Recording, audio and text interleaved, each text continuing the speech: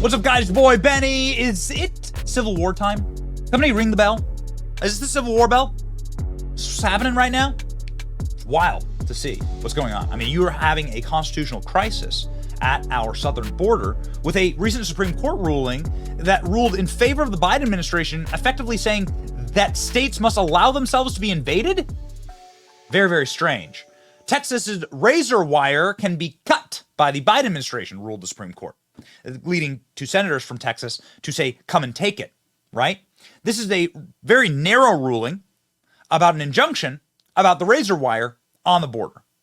And shockingly, the court said, yes, the federal government can go cut that wire. Now, the rest of the whole question still needs to be argued, but this question alone is leading people to say, well, hold up. If the federal government can come in and can declare that your state must allow itself to be invaded, well, what the hell is our Constitution all about? Anyway, our Constitution was written by people who didn't want to be invaded by a foreign power. And that's exactly what's happening in Texas. Babylon Bee. Ted Cruz grows mutton chops in preparations for civil war. These are the governors who stand with Texas against the tyrannical overreach of the Biden administration. You have here Alabama, Arkansas, Florida, Georgia, Iowa, Idaho, Louisiana, Montana, Nebraska, North Dakota, Oklahoma, South Dakota, Tennessee, Utah, Virginia, West Virginia, and Wyoming. These are the governors who are fighting to protect our southern border. You can see here on a map. Ladies and gentlemen, starting to look like red state versus blue state. I'll take the red states on that. But it's also starting to look a little egregiously embarrassing for libs. They are like utterly powerless here. Because the Supreme Court didn't say that Texas couldn't put up more barbed wire. The Supreme Court simply said that the federal government could cut the wire. And also, they're starting to look really bad because now the federal government is suing in order to allow invasions of states. That's never a good look. I don't care where you're from.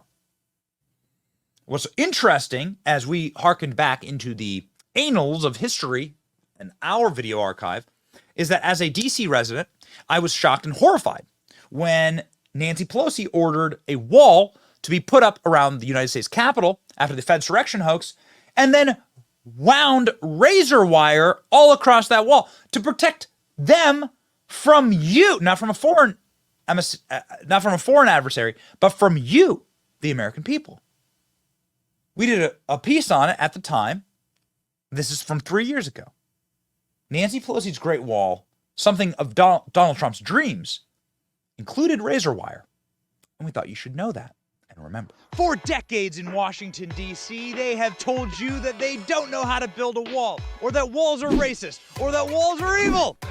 Those were all lies, people, because Washington, D.C. right now has perhaps the greatest wall in America, and they built it overnight. Here is Nancy Pelosi's Great Wall, all the way around the Capitol, miles long, protected by razor wire, and really tall. Today, we're going to show you exactly what makes Nancy's wall a great wall, and we are going to have a little conversation about what makes a good wall. I can't wait to see what this wall has to say. Let's go find out.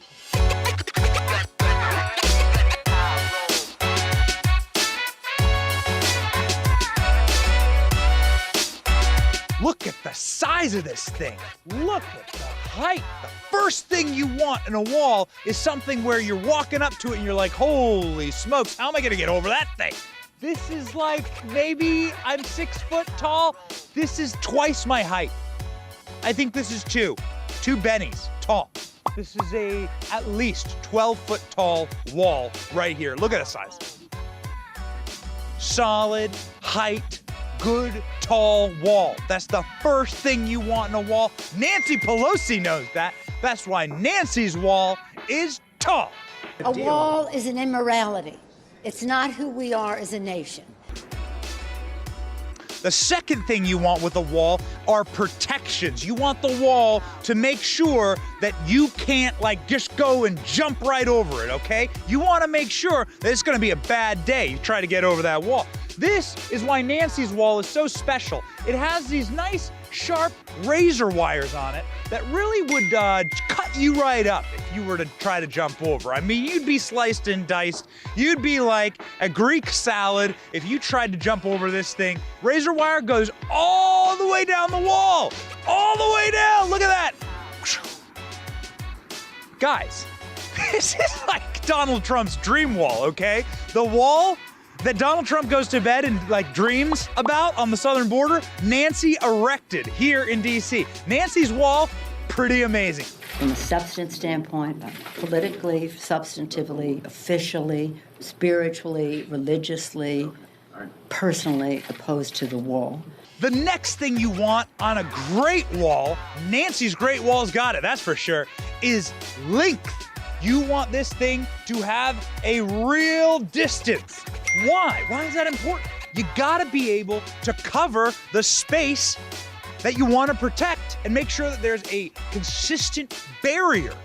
This is really important because, listen, if there's gonna be holes in your wall, what's the point of the wall? So Nancy's Great Wall has some real length to it. I haven't done the measurements, but we can show you here in a map. This wall would take the next 2 hours of time if we were to walk the whole thing. It's miles long. All of Capitol Hill and the surrounding area is surrounded by this wall. This goes on 4 miles. The next thing that you want with a good wall, you want it to be firm, reinforced right down into the ground. You want to make sure that no one can just push it over, right? You don't want to push the thing over. You want it to be anchored. Make sure that it's anchored like this one. This one is a great wall. This thing is down in the ground. You can see there's cement barricades behind it that anchor it to the ground, iron and rebar. You got into firm base here. So this wall has a good, firm foundation. That's what you want in a good wall. Nancy knows. The wall is, in my view, immoral, expensive, unwise. The next thing you want if you're building a great wall is a fortified entrance in and out. You gotta let people in at some point, and you gotta know who's coming in. So we made sure, Nancy made sure that on Nancy's Great Wall, she put a big old gate. Gate can close and open, and that there's, I don't know, John, what do we got, like 10, 12 people there guarding the Great Wall? Okay, so you got an opening. They make sure they know who's coming in, who's going out, and you had people guarding the gate. There you go. Look at there you go. See that? That's called an ID check. See, that's an ID check. They checked your ID, and now they know who's in there, and now they know who's out, and they figured out that it's called a border control. So Nancy's wall has strict border control. Good job, Nancy. Good job. This is how you know you're dealing with wall building pros. This is how you know that Nancy is a pro at building walls. You gotta have, if you're pro level, you gotta have the military vehicles, the armored vehicles patrolling the wall. Nancy loves making sure that there's military presence in DC. Big cars, big trucks, big armor, big wheels, burning those fossil fuels right into the atmosphere. That's Nancy's big wall for you. Bravo. And that is what makes a great wall. Nancy Pelosi, you have built the wall of Donald Trump's dreams. This is exactly what Donald Trump wanted on our border for 4 solid years, and you told him no, and you sneaky queen, you just put it right here in DC to protect yourself. So bravo, Nancy Pelosi. What a play. Nancy Pelosi's Great Wall. Is it here to stay? Who knows? We have no idea in Washington, D.C. They haven't told us. This could be permanent. You never know. But here's what's so important is that, guys, we finally have verifiable proof. Walls work. Walls work. All right? That's been Benny for Benny on the Block this week. See you guys next week.